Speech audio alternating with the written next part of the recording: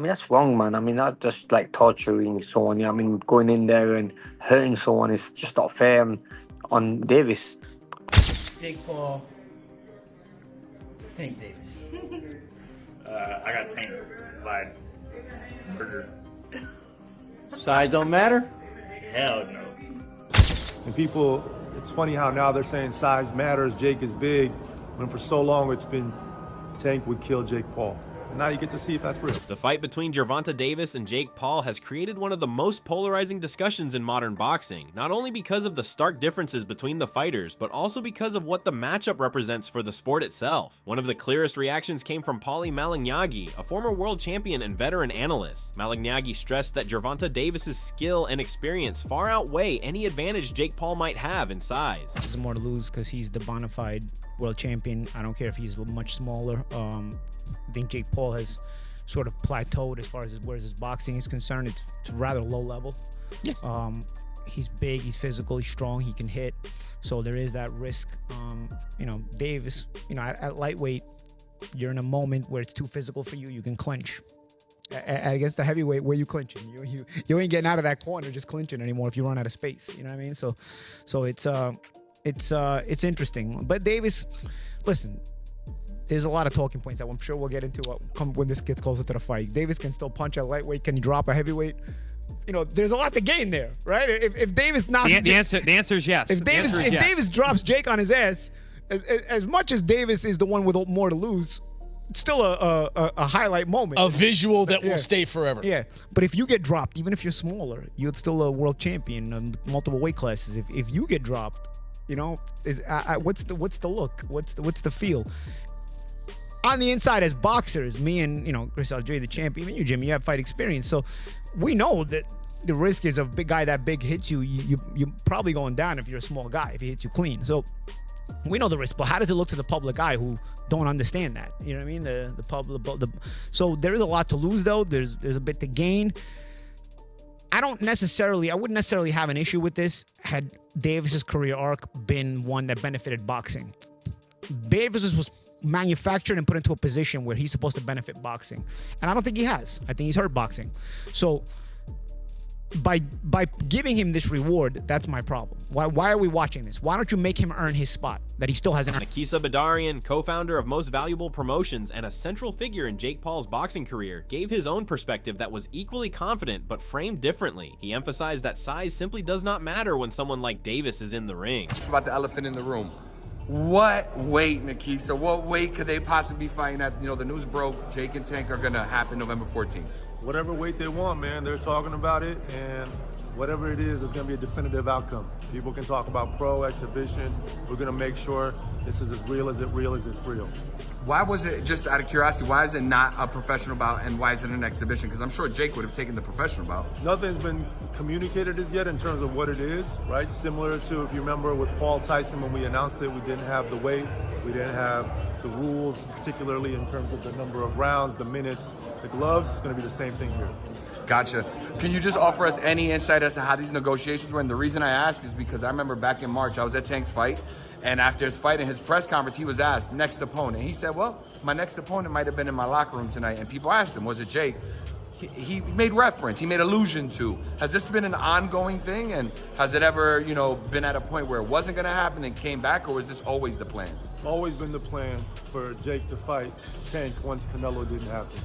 And to Tank's credit, he's a real bad dude, and he's been calling out Jake for 3 years.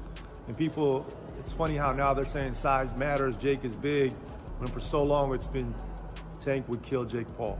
And now you get to see if that's real. Thank you, man. Appreciate you. Gotcha. Knockout? One of them. The elephant in the room. What do you know about how this came to be? And then if you can, do you have any idea on what the weight is going to be between Jake Paul and Tank Davis, which was just announced? Well, considering that I'm one of the guys on the team, you know, we always like to allow everyone in front to be able to. Veteran trainer Jeff Mayweather, however, offered a very different reaction by siding with Jake Paul. Mayweather pointed out that at the weight Paul is most comfortable in, cruiserweight, he carries natural size, power, and reach advantages that Gervonta Davis simply cannot match. You have weight classes for a reason. And I mean, even as good as take is. But it'd be similar to Logan and Floyd, right? If it's an exhibition. Nah, Well, I mean, the weight differences. The weight difference is way more. Jake is over 200 pounds. Logan was around 200 pounds. Yeah, but Who wins a fight, man? We ain't talking, who wins if they have it? Come on now, answer the question. I mean, to be honest, I would think Jake know how to fight a little bit. I think he should win. You beat the man that's 135 pounds. He should be. Frank Smith of Matchroom Boxing also weighed in, focusing more on the business side of the decision. He acknowledged that Davis had been lined up for a rematch against Lamont Roach, which many fans saw as a natural step in his legacy building process. Let's say you take money out of the equation, which is obviously the main factor here, but like he's in a division where he's got killers all in his division. You know, Shakur, Haney, who's 147. You know, you look at Tio, for example, Keyshawn, and then you choose to fight someone like Paul. Surely that's a concern when you do look at it like that. Yeah, but again, it's the world we're in. If you can get a huge amount of money to fight someone who's never boxed really before, you're going to do it. You know, Floyd Mayweather boxed Logan Paul with a huge weight disparity. He was done by then. He was done. Like, this is an active world champion. But it's the world we're in. Yeah. And that's the truth. You know, when it comes down to it, it's just like Conor McGregor fighting Floyd Mayweather. Two completely different sports. It was the biggest pay-per-view in recent times, wasn't it? Maybe if ever. Those are like different comparisons, though. If you think about it, do you not like? Yeah, but the sport's in a wild place, isn't it? That's just, like, I'm just like the reality of where we are, you know. And I can't really say much when we're talking about Jake Paul fighting Anthony Joshua at the same time. Yeah. You know. Do you think Tank should get stripped of his title? Yeah, I think anyone who, just in general, doesn't defend their title to do something else should get stripped, because it shouldn't hold the belts up. You know, in any, like, I think that should be the reality in anything. You know, if you're not going to defend your belts, or you're not defending, sometimes there's the rules. Obviously, if you fight for a belt at a higher weight, you can retain the belt until there. But if you're not, don't have intention of defending the belts, you shouldn't hold the belts up. People should get the opportunity to fight for them. What happened with the failed negotiations between AJ and Jake Paul? I think anything's still possible. That was always discussed for next year. You know, this fight's November, early part of next year. AJ's in a great place, because if anyone in the heavyweight division wants to make huge money, Anthony Joshua is the man they have to get in there with. Gervonta Davis posted the official promotional video for the fight on Instagram, surprising fans who were expecting him to revisit unfinished business with Lamont Roach. By sharing the promo, Davis made it clear he was embracing the spectacle and unapologetically pursuing a fight that he believes will capture global attention. But what about the hardcore boxing fans? Won't we stand up and put some value on fighters that dare to be great, that respect the sport of boxing and not just the business of boxing? Ryan Garcia never been a champion. Shout out to Ryan Garcia, but Ryan Garcia never been a champion. Making more money than these guys, Devin Haney and Teofimo Lopez, right? Ryan Garcia, the less accomplished fighter, was just main eventing in their last fight. Devin Haney was the co-main event, and Teofimo Lopez was playing third fiddle. Where was the hardcore boxing fans' dollars? Where was the hardcore boxing fans' appreciation? Don't blame that on Turkey. Don't blame that on the promoters. The promoters are businessmen. And it seems like the promoters already know that the hardcore boxing fans don't flip the bill. Don't get mad at Gervonta Davis for chasing the money, because he understood that in the sport of boxing, it's not enough to just go for the gusto. It's not lucrative to be the best, to fight the best and be the best. At the end of the day, they prize fighters as well. So the hardcore boxing fans is at fault. The business handlers, you know, in business, you go for your target audience. So they're going for the casuals.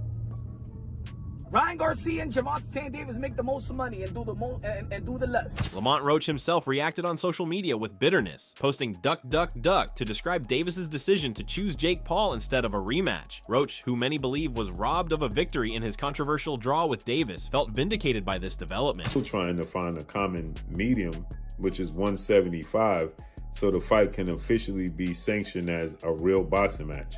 But there's no boxing commission that will sanction it because the weight is just too far apart.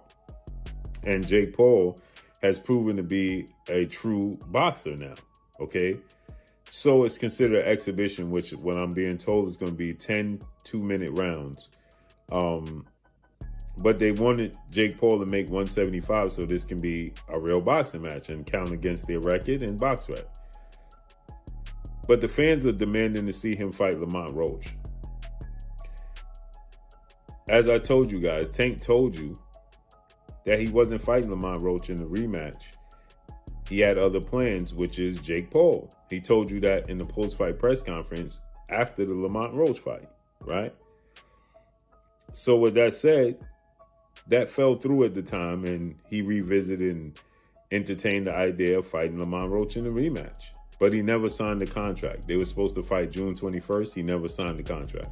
Then they were supposed to fight August 16th. He never signed the contract. And then he had the arrest. He had to get bailed out, so on and so forth. With that said, now he's broke his silence. He resurfaced on social media because he went ghost on social media. And he put up this promo, and the fans are responding in a negative way. And he's responding in a negative way. He's responding right back with the same energy. And he's telling the fans, because the fans are saying, hey, the money that you reportedly making, which is being said that he's going to make $40 million for this fight, according to multiple sources and Eddie Hearn and a few other people. He's supposed to make guaranteed purse of 40. Referring to Anthony Joshua. Yeah. And he's going to go and fight a 140er and then move up 135er and then move up and fight a heavyweight. So the lowest he's been, I went through all the fights. For his first two fights, his first two pro fights, he was 175. Now, this is all the way back in 2020 against Nate Robinson. Since then, the lowest he's been, as you said, was like the 185 around the Nate Diaz fight and also for Tommy Fury. I wonder if Jake can get down to that weight anymore. But regardless of Jake's weight, I can't fathom how Tank Davis would be anywhere in the realm of what he would be. Like, it just, he won't even be in earshot of what Jake Paul is going to be. And for people, like you just mentioned Nate Robinson, if you're thinking Nate Robinson, oh, he might be around Tank Davis's size. Nah, he was an NBA player. He's 4 inches taller than Tank Davis. Yeah. He is not that small. He is around Ryan Garcia's height. The visual on this is going to be absolutely comical. Comical, dude. And then on top of all this, Lamont Roach Jr. also jumping on Twitter and saying, told y'all, LOL, duck, duck, duck. That is in reference. This is Gervonta Davis's last opponent in a fight that ended in a draw that many people found to be very controversial.